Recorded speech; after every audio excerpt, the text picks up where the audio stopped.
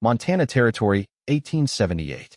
The sky stretched endlessly above the Bitterroot Valley, a canvas of deepening blue as the sun sank behind the jagged mountains. 25-year-old Levi Zimmerman surveyed his ranch with weary satisfaction. 3 years of backbreaking work had transformed the wild parcel into something resembling a proper cattle operation, but the price had been steep. His weathered hands, calloused beyond his years, told the story of a man who trusted only in what he could build himself.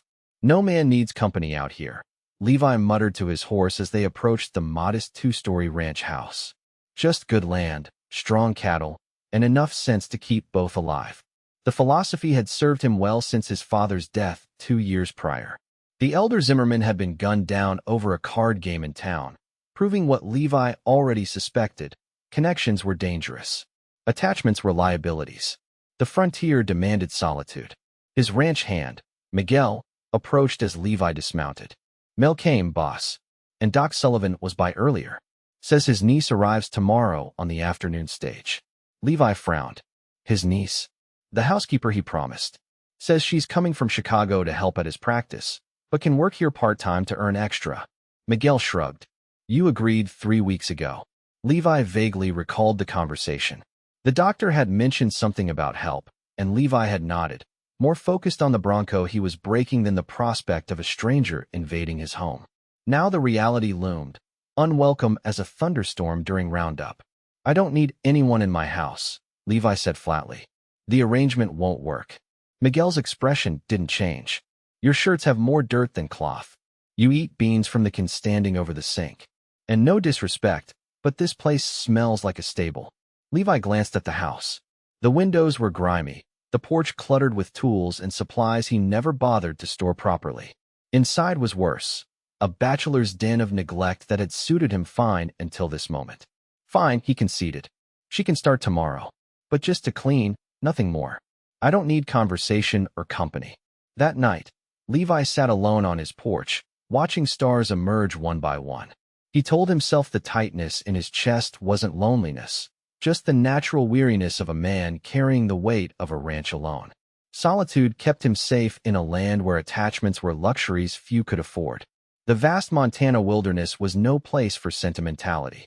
The stage arrived precisely at 2 o'clock the following afternoon, dust billowing behind it as it rolled to a stop outside Sullivan's medical practice. Levi waited on horseback, keeping a deliberate distance. He'd only come to town for supplies, he told himself, not specifically to meet this woman who would be invading his private space. The doctor emerged first, followed by a young woman who made Levi straighten involuntarily in his saddle. She couldn't have been more than 22, with honey blonde hair pinned partially beneath a modest bonnet. Her blue traveling dress, though simple, accentuated a figure that suggested strength rather than fragility. There was nothing of the wilting eastern flower about her as she surveyed the dusty main street with clear, appraising eyes. "There he is," Doc Sullivan pointed toward Levi. "Charlotte, that's Mr. Zimmerman." Charlotte Lawson extended her gloved hand as Levi reluctantly dismounted. "Mr. Zimmerman, my uncle speaks highly of your ranch. I look forward to helping maintain your household." Her voice carried the refined tones of her Chicago upbringing, but lacked the pretension he'd expected. Up close, her eyes were startlingly direct, a clear hazel that seemed to evaluate him just as thoroughly as he was evaluating her. "Miss Lawson." He tipped his hat, keeping his voice neutral. "The work will be straightforward. Cleaning, cooking when I'm home to eat, laundry. I keep to myself and expect the same courtesy." Something flashed in her expression, amusement, perhaps, or determination. "Of course, Mr. Zimmerman. I'm just your housekeeper, after all."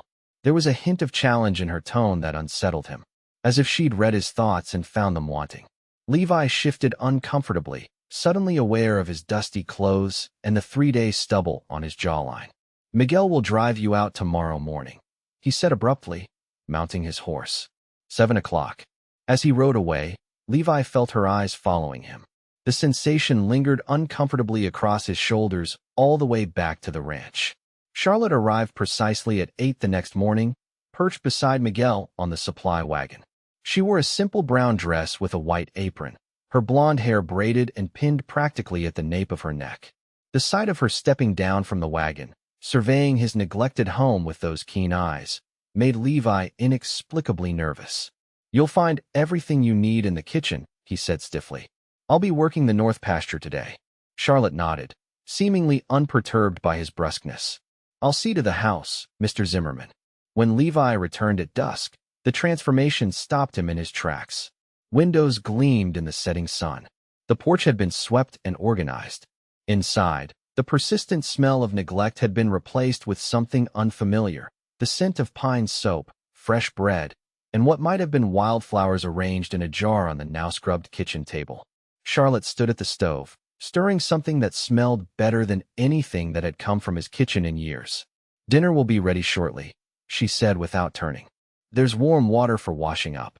The simple meal, stew, bread, and apple preserves, was the first proper dinner Levi had eaten at his own table in months.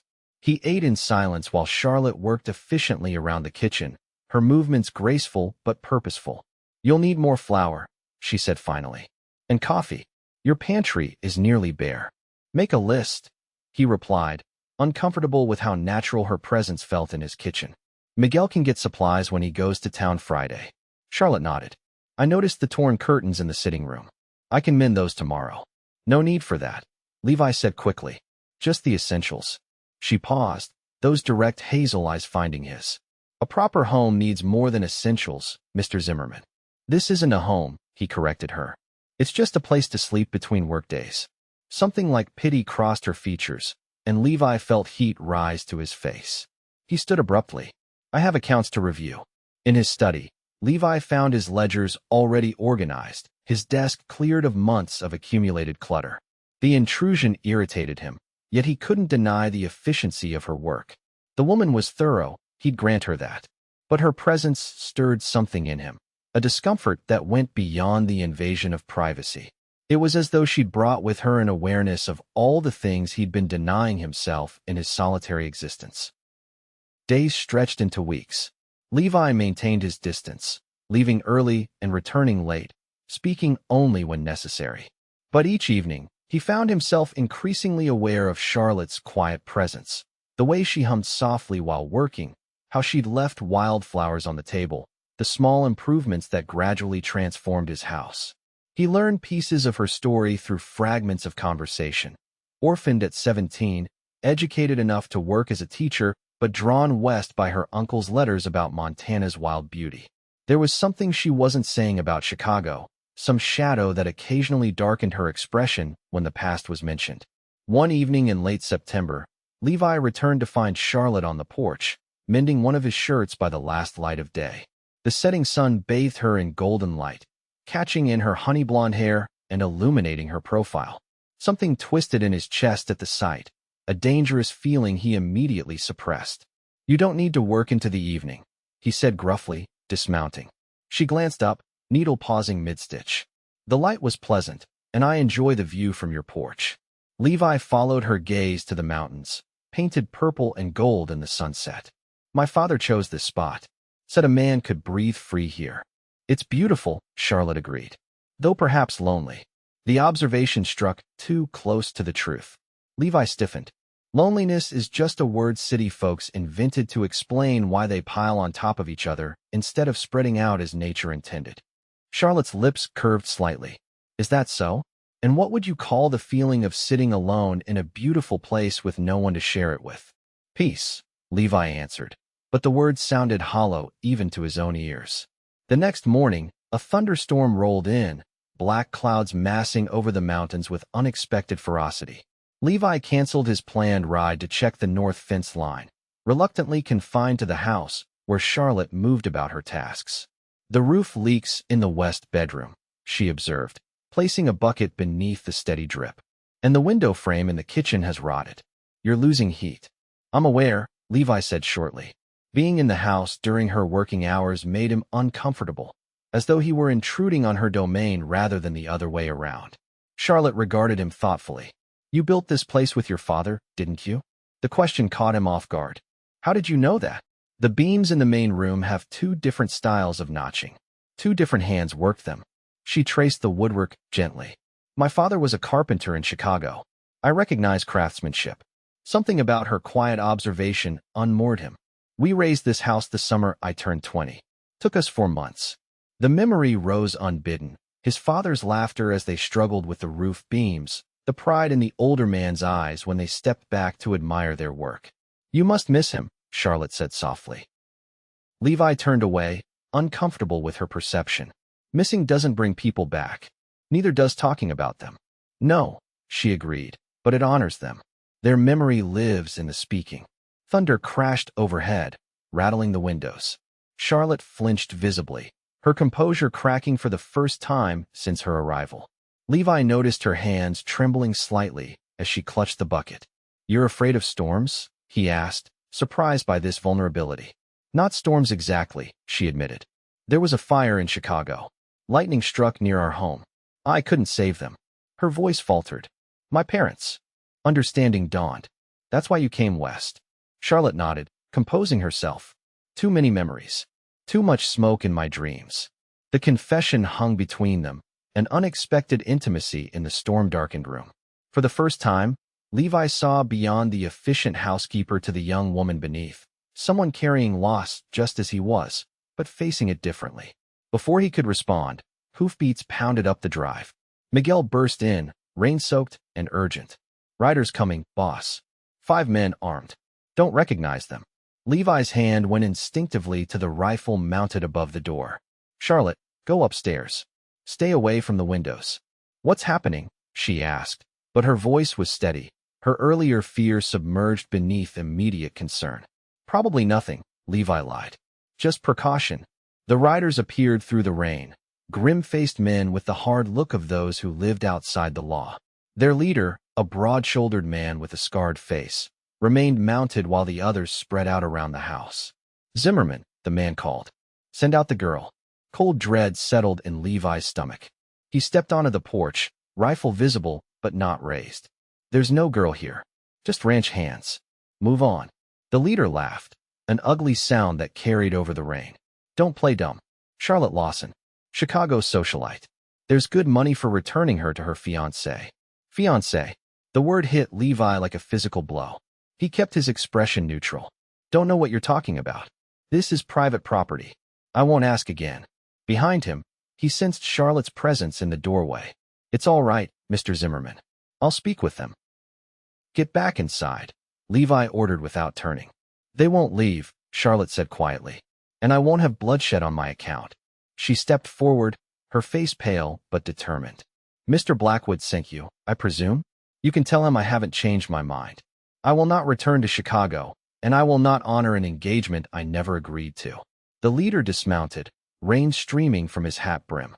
"Miss Lawson, your fiancé is most insistent. He's offering $500 for your safe return."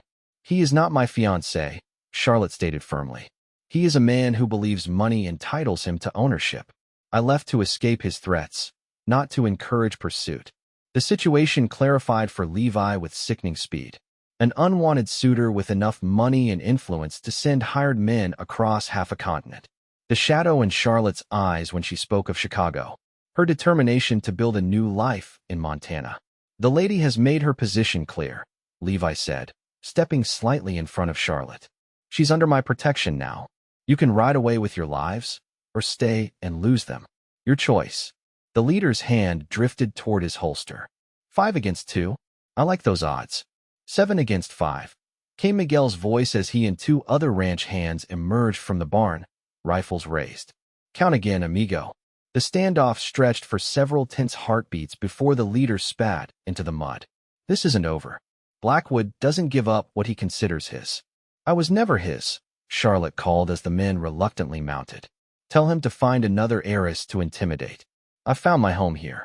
The riders departed, but Levi knew they would return. Inside, Charlotte sank into a kitchen chair, the brave front crumbling now that danger had temporarily passed. "You should have told me," Levi said, pouring her a measure of whiskey with shaking hands. "About this man. About being followed." Charlotte accepted the glass gratefully. "I thought I'd lost them in Denver. I never meant to bring trouble to your door." "Heiress?" Levi questioned. She looked away. "My father's lumber business. It passed to me after the fire. Blackwood was his business partner, twice my age, but determined to secure both me and the company through marriage. When I refused, he became persistent, threatening. So you ran. I chose freedom, she corrected him. Just as you chose this land. Some things are worth fighting for. That night, Levi posted guards around the property. In his study, he cleaned his father's revolver, preparing for the confrontation he knew would come. Charlotte's revelation had changed everything. She wasn't simply his housekeeper. She was a woman in danger, a woman with secrets and courage in equal measure. A woman who had chosen the same freedom he valued above all else. The realization disturbed him. He'd worked so hard to keep his world simple, uncomplicated by attachment. Yet here was Charlotte, bringing danger and complexity into his carefully ordered existence. Worse, he found himself unwilling to send her away, even knowing the risk she represented. You should leave in the morning, he told her, entering the kitchen where she sat mending by lamplight. It's not safe for you here. Charlotte set aside her sewing. And go where? They found me once. They'll find me again. Your uncle in town would be in the same danger, she interrupted. At least here, there's space to see them coming. Her eyes met his, resolute. I won't keep running, Mr. Zimmerman. I won't live in fear.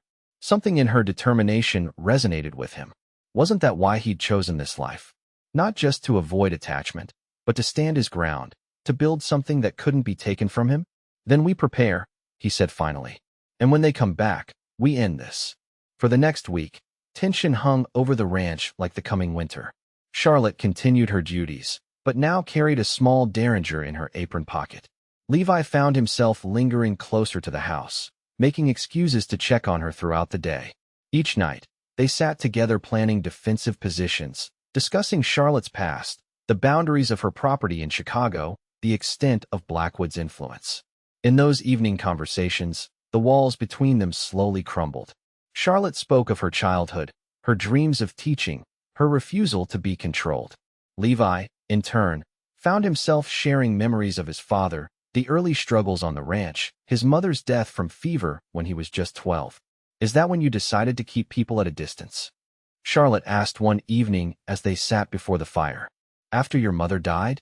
Levi stared into the flames. People leave. Or they die. Either way, you're left alone with the pain of losing them. Easier not to let them close in the first place. A lonely philosophy, she observed. A practical one, he countered. Charlotte leaned forward, her face serious in the firelight. May I ask you something, Mr. Zimmerman? In all your practicality, have you ever been happy? Truly happy. The question struck him like a physical blow. Happy. He'd been content, certainly. Satisfied with his accomplishments. Proud of what he'd built. But happy?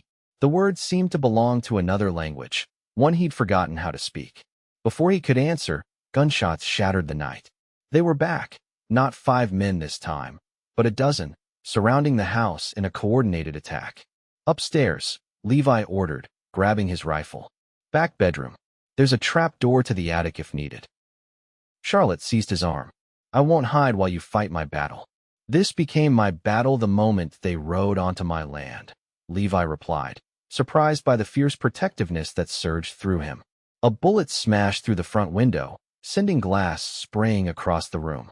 Charlotte ducked, but not before a shard caught her cheek, drawing a thin line of blood. The sight of her injury ignited something primal in Levi. Dropping to one knee, he returned fire through the broken window, driving back the nearest attackers. Miguel and the hands engaged from the barn, creating crossfire that temporarily confused the intruders. In the chaos, Levi saw their advantage. The attackers were city men, and used to the darkness of Montana nights, disoriented by the unfamiliar terrain. When I move, stay low and head for the kitchen, he told Charlotte. There's a cellar access under the rug. I told you I won't hide. Trust me, Levi insisted, meeting her eyes. Please. Something in his expression must have convinced her. She nodded once, determination replacing fear. The next hour unfolded in a blur of gunfire, shouted commands, and smoke. Blackwood's men set fire to the barn, forcing Miguel and the hands to retreat toward the house. Levi defended the perimeter, moving from window to window, making each shot count. In the cellar, Charlotte kept their ammunition ready, passing up fresh rounds through the kitchen trapdoor. Near midnight, the attack intensified. A new voice called out, cultured, arrogant, unmistakably Eastern. Charlotte, this is absurd. Come out now and end this foolishness. These men are dying for your stubbornness. Charlotte froze, her face draining of color. Blackwood, she whispered. He came himself. Is that him? Your would-be fiancé? Levi asked, checking his revolver. She nodded, eyes wide with a fear Levi hadn't seen before. He's dangerous in a different way than his men. He believes he owns me. No one owns you, Levi stated flatly. And he's about to learn that lesson. Blackwood called again, closer now. I've purchased the mortgage on this property, Zimmerman. By rights, this land is now mine. Surrender the girl, and perhaps we can negotiate your continued tenancy. The claim hit Levi like ice water. His mortgage, held by the bank in Helena. Could Blackwood really have secured it so quickly? The implications unfolded with sickening clarity. Without his land, Levi had nothing. No home, no livelihood, no legacy from his father. Charlotte saw the doubt cross his face. He's lying, she said firmly. It's what he does. Makes you doubt yourself. See him as the only solution. And if he's not lying? Levi asked quietly. Her eyes held his, unwavering in the dim light. Then we'll fight him together. I have resources of my own. This isn't just your battle anymore. The quiet conviction in her voice steadied him. The realization struck like lightning. She was offering him partnership, not just in this fight, but perhaps beyond. The very connection he'd been avoiding now seemed like his salvation. A crash from the front of the house signaled that Blackwood's men had breached the door. Levi positioned himself at the top of the cellar stairs, Charlotte beside him with her derringer drawn. Stay behind me, he said. Side by side, she countered. The kitchen door splintered open. Two men rushed in, followed by Blackwood himself, a distinguished-looking man in his 40s, incongruously dressed in a fine suit despite the violence surrounding him. Charlotte, he said, as if greeting her at a social function. You've led me on quite a chase. It's time to come home. This is my home now, she replied steadily. Leave, Mr. Blackwood. You have no claim on me or this land. Blackwood's polite mask slipped, revealing the coldness beneath. I have every claim. Your father promised you to me before he died. The company, the fortune, all of it, including you. My father would never sell his daughter, Charlotte said, her voice trembling with rage rather than fear. You forged those papers, just as you've likely forged whatever claim you think you have on this ranch. Levi kept his revolver trained on Blackwood's chest. She's made her choice. Walk away now. Blackwood's laugh held no humor. A choice? What can you offer her, cowboy? A life of drudgery in this wilderness? I'm offering civilization, wealth, position. You're offering a cage, Charlotte countered. I would rather be a housekeeper in freedom than a prisoner in luxury. Something shifted in Blackwood's expression, rage replacing arrogance. You stupid girl. Do you think I traveled all this way to return empty-handed? You're coming with me, willing or not. His hand moved toward his jacket. Levi fired first, his bullet striking Blackwood's shoulder. The businessman staggered back, shock replacing rage as his men rushed forward. The kitchen erupted into chaos. Gunshots echoed in the confined space as Levi fought to keep Charlotte protected. A bullet grazed his arm. Another embedded itself in the wall inches from his head. Through the smoke and confusion, he glimpsed Charlotte struggling against one of Blackwood's men, her derringer knocked from her grasp. With a roar of fury, Levi lunged across the room, tackling the man to the floor. They grappled fiercely until Miguel appeared in the doorway, rifle raised, forcing the remaining attackers to surrender. In the sudden silence, Levi became aware of Charlotte kneeling beside him, pressing a cloth to the wound on his arm. Blackwood lay against the far wall, clutching his bleeding shoulder, his face a mask of thwarted entitlement. It's over, Levi told him, rising painfully to his feet. The sheriff will be here by morning. Trespassing, attempted kidnapping, arson. That's enough to keep you in territorial prison for years. You think this is over? Blackwood snarled. I own half the judges in Montana Territory. I'll be free within a week, and I'll take everything you have. No, Charlotte said firmly. You won't. She stood tall beside Levi, her chin raised in defiance. I have proof of your forgeries. I've kept every threatening letter. And I've already transferred my inheritance to a trust you cannot touch. She smiled coldly. I learned from watching you, Mr. Blackwood. I learned to protect what's mine. Dawn broke over the ranch, revealing the night's destruction. The barn was a smoldering ruin. Windows gaped empty in the house, and bullet holes pocked the walls. Sheriff Daniels and his deputies had taken Blackwood and his surviving men to town, promising justice would be served. Charlotte worked silently beside Levi, bandaging his wounded arm as they sat on the porch steps. The intimacy of her touch, the gentleness of her hands against his skin, awakened feelings he'd long suppressed. "I'll understand if you want to leave," he said finally. "After all this." Charlotte's hands stilled. "Is that what you want?" Levi met her gaze, finding himself unable to lie. "No. But your life here, it was meant to be temporary. A hiding place until you sorted out your future." "My future," she repeated thoughtfully. "Do you know what I want for my future, Mr. Zimmerman?" "Levi," he corrected softly. "After everything, I think you should call me Levi." A smile touched her lips. "Levi, then. What I want is simple. A place where I belong. Work that matters. People worth fighting for." Her eyes held his steadily. "I found all of that here." "As a housekeeper?" he asked. "I'm just your housekeeper," she insisted, but her eyes conveyed something deeper. Levi reached for her hand, his heart pounding with a fear greater than any he'd faced during the night's battle. The fear of opening himself to the very connection he'd avoided for so long. "You're the love I never expected," he whispered, the words emerging with surprising ease. "The one person who made me question everything I thought I knew about survival and solitude."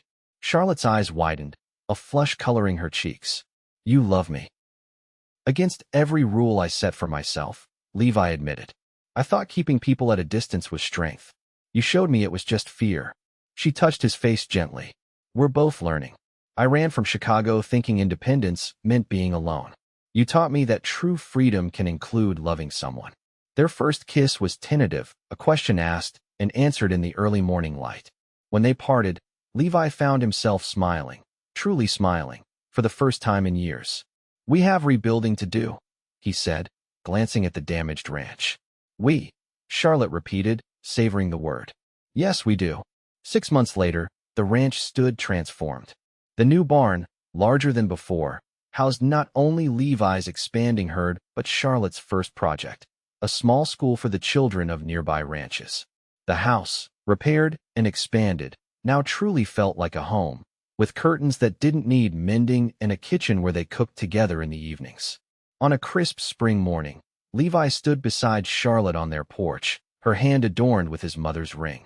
Judge Thompson, who had arrived the previous evening, smiled benevolently as he conducted the simple ceremony. Miguel served as best man, beaming with approval, while Doc Sullivan gave away his niece with undisguised pride. "Do you, Levi Zimmerman, take Charlotte Lawson to be your lawfully wedded wife?" the judge asked. Levi looked into Charlotte's eyes, seeing there all the promise of their shared future, the home they would build, the family they might raise, the love that had found him despite his best efforts to avoid it. "I do," he said, his voice steady with certainty. "And do you, Charlotte Lawson, take Levi Zimmerman to be your lawfully wedded husband?" Charlotte's smile outshone the spring sunshine. "I do, with all my heart." As they sealed their vows with a kiss, Levi marveled at the journey that had brought them to this moment. He had believed the frontier demanded solitude, that connections were weaknesses to be avoided. Instead, he had found his greatest strength in Charlotte's love, a partnership forged in danger, tempered by honesty, and promising a future neither could have imagined alone.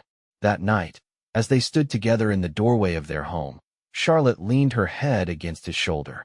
"Not bad for just a housekeeper," she teased. Levi wrapped his arm around her waist, drawing her close. "You were never just anything to me," he murmured. "You were the brave, beautiful woman who taught a stubborn cowboy how to live again." Beyond their porch, the Montana sunset painted the mountains in hues of gold and purple. Their ranch spread before them, not just a place of work now, but a true home where loneliness had no place. Together, they had built something neither Blackwood's threats nor frontier hardships could destroy, a love strong enough to tame the wilderness within and without.